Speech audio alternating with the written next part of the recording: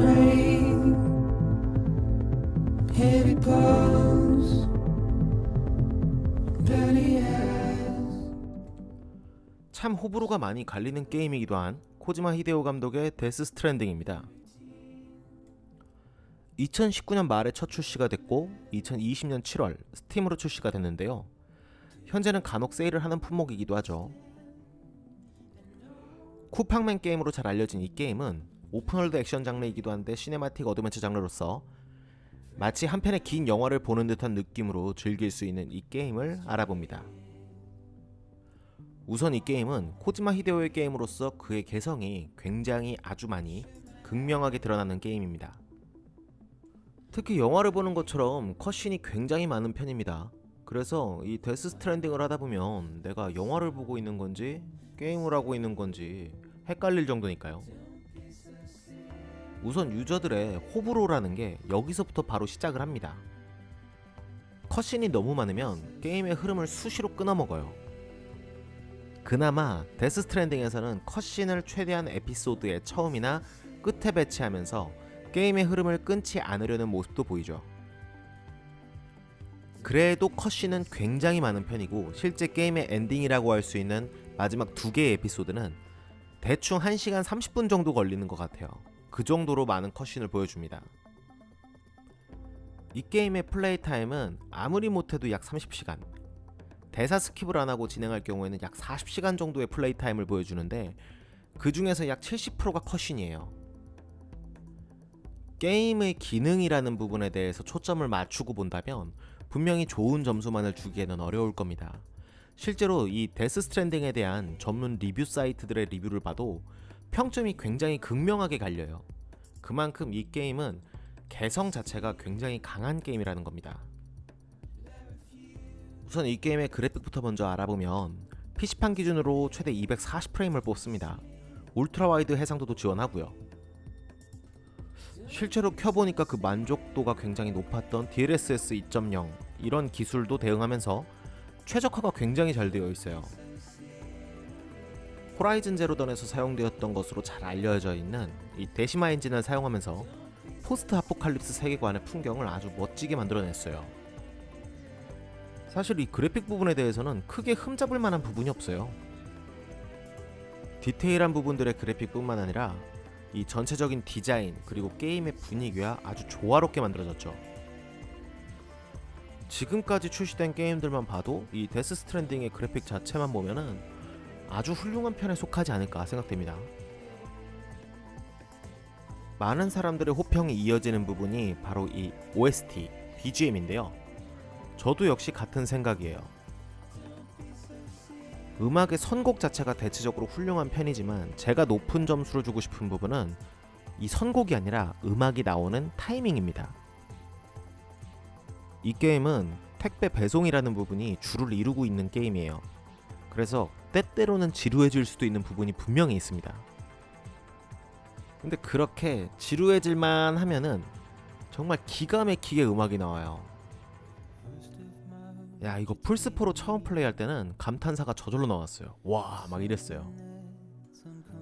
근데 이것도 나름 단점이 좀 있어요. 이 초반부에는 탈 것이 없기 때문에 뛰어다니면서 천천히 음악을 감상할 수가 있어요. 근데 게임의 중반부 넘어가서 본격적으로 운송수단이라는 걸 사용하게 되면 이동 시간이 저절로 짧아지고 음악이 나와도 들을 수 있는 시간이 그만큼 짧아지기 때문에 처음 듣게 되는 돈비 시리어스처럼 길게 들을 수 있는 음악이 없어요. 물론 음악이 나오면 중간에 좀 쉬어가셔도 돼요. 아니면 내려서 뛰어가셔도 되고. 이 음악 부분에 대해서 굉장히 신경을 많이 쓴 것 같아요.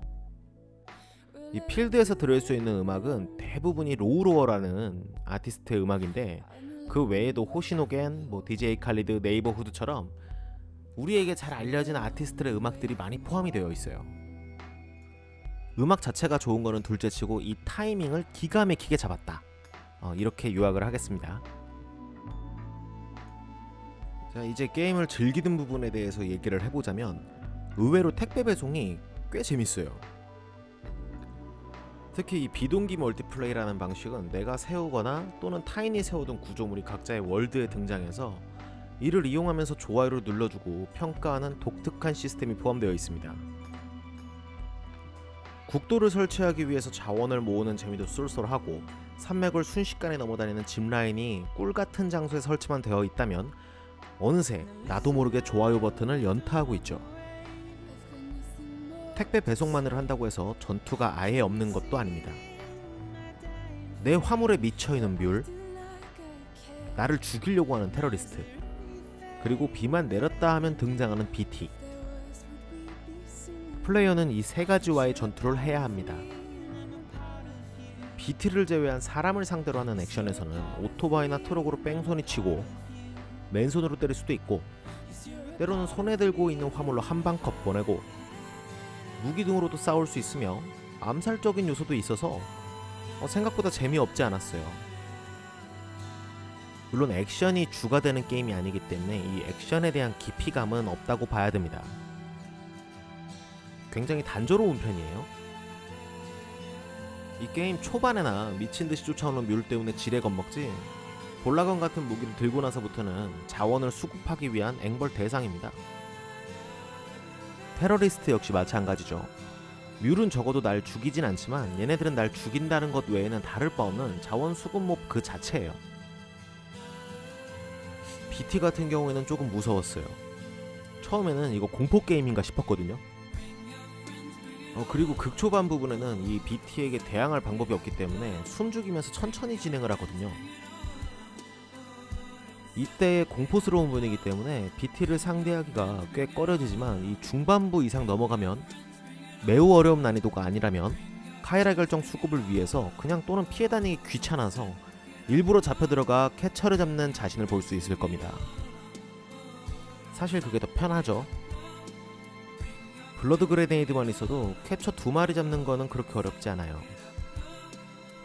이런 전투 방식 자체가 상당히 단조롭기 때문에 이 전투에 흥미를 느끼지 못하시는 분들도 분명히 있을 겁니다.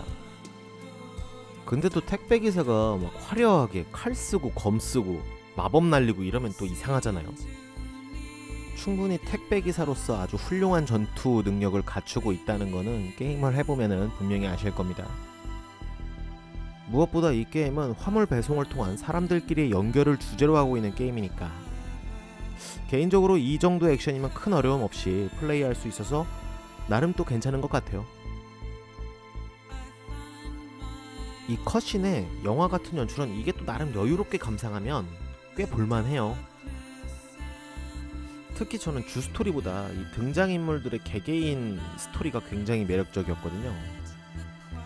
그 중에서도 프레자일이나 하트맨, 마마나 클리프 등의 에피소드는 상당히 볼만하죠.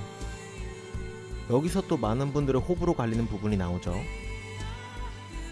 바로 주스토리의 그 텔링이 너무나 아쉬워요. 이 후반부로 갈수록 난잡하다는 느낌을 떨쳐버릴 수가 없어요. 특히 스토리에 숨겨져 있던 부분들이나 떡밥들을 텍스트로 풀어요. 클리프나 비비 등의 에피소드는 인물들의 연기 그리고 배경과 음악으로 유저들에게 보여주면서 풀어주는데, 정작 이 주스토리는 넘쳐나는 텍스트로 풀다 보니까 지루해지고 찝찝하고 답답하죠. 이 스토리를 시원하게 풀어줘야 되는데 뭔가 안 닦인 기분이에요. 스토리 자체는 진부하지만 나쁘지는 않았고, 아쉽다면 이 바로 스토리를 전달하는 방식, 스토리텔링이겠죠. 이렇게 좋은 부분도 있고 그렇지 않은 부분들도 있고 어느 게임이나 마찬가지겠지만, 그런 부분들을 다 떠나서 이 데스 스트랜딩이라는 게임이 가지고 있다는 개성, 그 개성 자체가 굉장히 강하다는 것에 대해서 저는 좀 좋은 점수를 주고 싶어요.